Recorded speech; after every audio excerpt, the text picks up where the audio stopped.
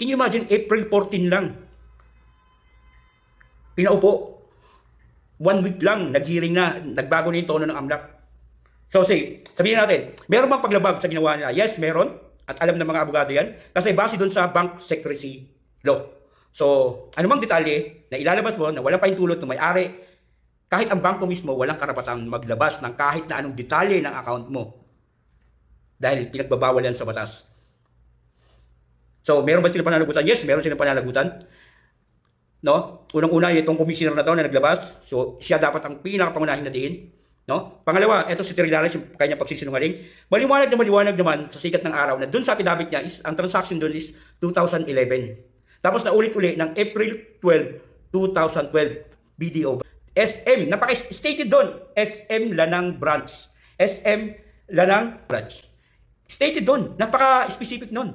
Ang batas din, specific.